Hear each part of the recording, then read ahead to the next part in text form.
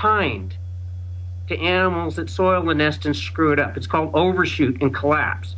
And to give you a classic example, back in the late 40s or in the late 50s, they put like 24 reindeer on this island called St. Matthew's Island in the Bering Sea. They thought, you know, if we got a war with Russia and we got troops out there, some people get shipwrecked, they can have this nice stock of reindeer to eat off of on the island. They thought it was a cool idea. So those 24 reindeer, in like 10 years' time, grew up to 6,000. 24 became 6,000 in 10 years because there's no predators. You know, lots of food, no predators, no problem, right? Well, when they turned out to 6,000, they'd overshot the carrying capacity of that little island by 3 to 1. So what did that mean? That meant they ate everything in sight. It meant all the lichen, all the plants, all the flowers gone. It meant the soil washed away and the reindeer starved. Well, those 6,000 reindeer in the next 3 years dropped down to 40. And 10 years later, the last sick, starving, lonely reindeer died on St. Matthew's Island. Not a single one left. And that island won't support large numbers of reindeer for centuries, till it, you know, for probably 600 or 1,000 years before it replenishes some of that soil. Now, that's what we're doing. All right, listen, I'm glad we're getting into this. We're going to break here in a minute or two, and I want you to continue on this. And some listeners will say, wait a minute, you're always against eugenics and population reduction, and you say the environmental movement is a fraud, but then you've got a guest on talking about this. No, there are real environmental issues, but all the solutions from the globalists are destroy the environment, mix all the genetics, cause a genetic Armageddon, and to sterilize people, and then you find out they've blocked the third world from cleanly industrializing because they didn't want them to develop when that does reduce the population to replacement rates. So the globalists do have a helter-skelter system that is just bizarre. But I look at Texas, which had 6-foot grass, totally beautiful, but central Texas, but only 2 inches of black dirt. And the Germans and Czechs and Poles all came in with their cows, with their goats, with their sheep. They ate it all down. It ran off. And now it's all a bunch of rocks and scrub brush. And this is an example of what bad stewardship of the land does. And so that's not really even environmentalism. That's stewardship. We'll talk about that and then get into EMP and a lot more straight ahead with our guest. Stay with us.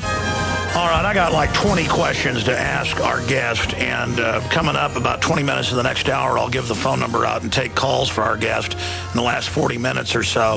We are carrying both of his powerful books, When Disaster Strikes and When Technology Fails, all at Infowars.com, and your purchase supports his work and our work as well. But look, I've looked at so many other societies that do expand out through empire, warfare, or environmentally and do collapse. You can go out and see some of the cultures in New Mexico and some of those cities that are basically abandoned. And now that's what we're discussing here is some of the basic threats to society. But I wanted to start shifting gears into some of the other big crises that societies face. We haven't really gotten into the economic collapse that I know you wrote about years ago that we now see beginning to unfold now. What's your take and view on that, Matt? Well, my view is that we have an economic system based on exponential growth and based on supplying, you know, everything to the 1% to 2% at the very top, and that system is guaranteed to collapse the world as we know it. I mean, it's like it was fine when you had an 1800 population of 1 billion people on the planet and unlimited resources. You can cut down and chop down the forests and, you know, as much as you wanted then because the impact wasn't that big. Well, as the impact accelerates like this, now we're at the top of this peak where the impact is really huge, and it's soiling the nest, and we're close to going the same way as those reindeer on St. Matthew's Island. And it's like we can be either intelligent beings that say, wait a minute, you know, there is no profit to be made on a dead planet, and if most of us die, it's really not something any of us want. At least no one I know wants that. And it's like we could use our brains and say, you know, we're killing ourselves because we're killing the planet. I mean, they spent $200 million on building Biodome down in Arizona. It was a self-enclosed dome, geodesic dome, and they had 6 people in there, and they're supposed to make a self-sustaining ecosystem in there. Well, $200 million in an enclosed dome on planet Earth. This isn't on the moon or, out in space. This is on planet Earth. And they had to stop the experiment a year and a half early because the atmosphere became like 18,000 feet. And the 6 people were all losing weight and getting unhealthy and having troubles breathing. So they had to stop the experiment. So if $200 million can't keep 6 people alive inside a sealed environment, we screw up this world.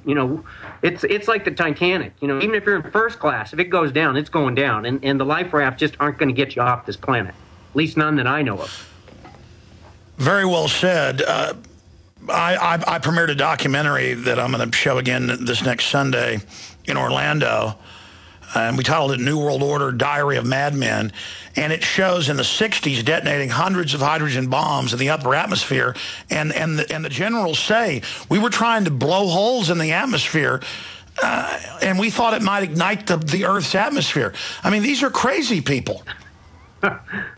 Well, I'm not privy to that, but I do know that they blew off 3 hydrogen bombs over Kazakhstan in an EMP test in 1962 to see what happened. And we blew off ones over St. Johnston, in islands about 900 miles south of Hawaii. Now, it turned out the EMP effect was far worse over Kazakhstan because you're closer to the pole. And, when you're closer to the equator, you have less electromagnetic effect from those things because it's like the North and South poles cancel each other out at the equator. So you don't get the same kind of effect as you get further towards the pole. That's why. All right, stay there. I want to come back and finish.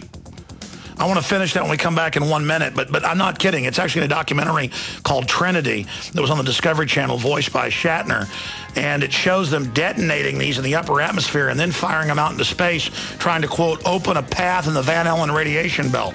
I'm not kidding. And then it shows the inventor of the A-bomb. Well, we'll be back. You are listening.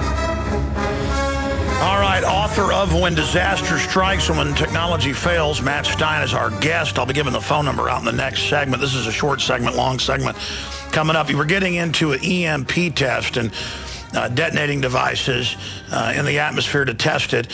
And then I want to shift gears into your views on the financial crisis. Is the worst over? What's your take on that? But please continue, Matt.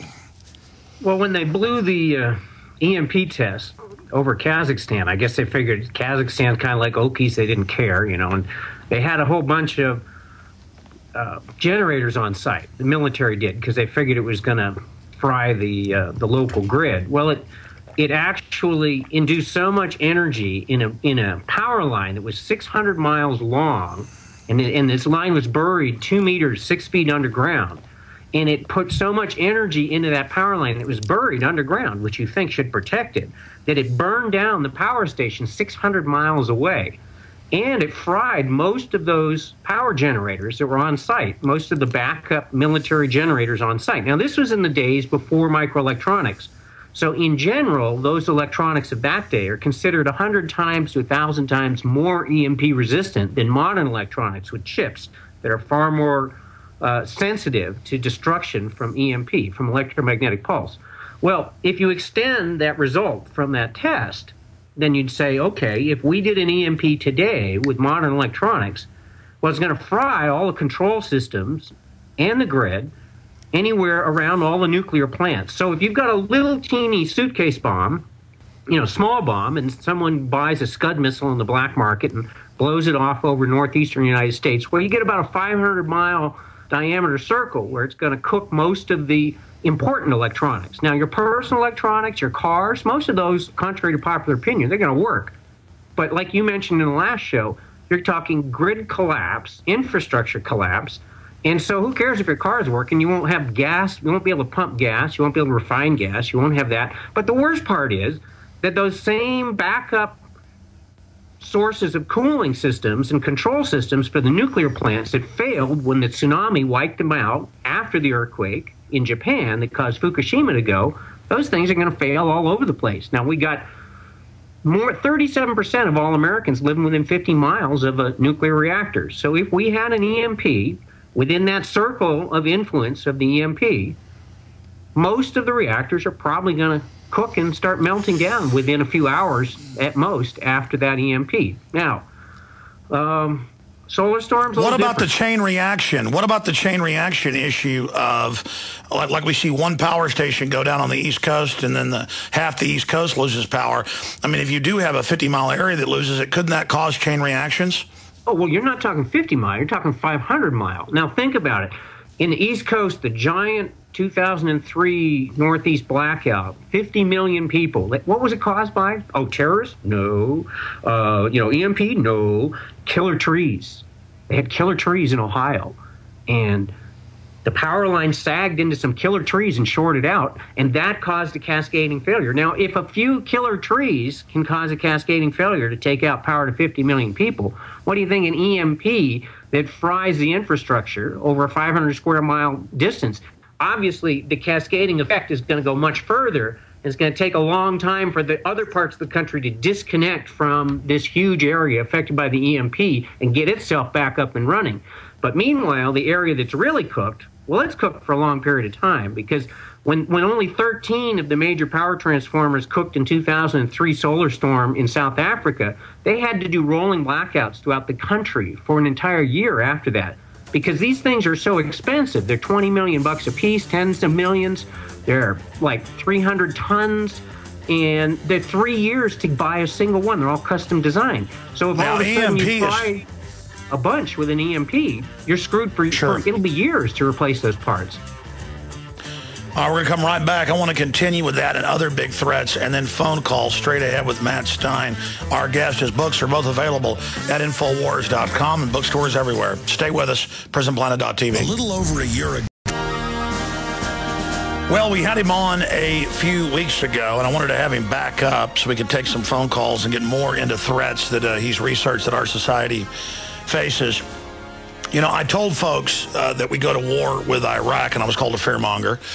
And I told people that they would start putting TSA on the streets, and I was called a fearmonger. And I told folks they'd start putting drones in our skies, and I was called a fearmonger. And I told folks that because of the derivatives, they would implode the world economy and set up a Bank of the World. And I was called a fearmonger. That's now all happening. World government's being announced. I'm just following the globalist own white papers. And it is the different government laboratories, the Pentagon laboratories that our guest has talked about. He's got links to those on his website, in his books, where they admit that a major solar storm could destroy the power grid for much of the planet, and it would take decades to try to repair it. We're talking about power out for decades. Now, that's not fear-mongering. That's realist. That's realist. And, you know, you can say, well, not even God can sink this ship, and on its maiden voyage, the Titanic sinks. Our points are people aren't looking at this. They're not discussing it. They're not talking about it. We're going to go back to our guest in a moment. The toll-free number to join us, if you have questions for Matt Stein or myself on this Tuesday edition, is 800-259-9231, 800-259-9231. But these are, we don't screen your calls, but then when I do have a guest sometimes, folks calling on any subject. We're talking about when disaster strikes, well, we're talking about when technology fails. It's a wide area. But I'd specifically like to keep it to that subject, 800-259-9231. Also, don't forget that I have, in the last year or so, discovered the most amazing mineral, trace element, vitamin systems out there. You know, the government and the establishment media types say you need 70-something minerals and, 25-something vitamins. But the folks that have developed Beyond Tangy Tangerine and some of the other products that we promote say that you need 90 minerals and essential trace elements to really have the full effect. And that's what Beyond Tangy Tangerine has in it, the Mighty 90. But there's a lot of other great products there as well, like Rebound,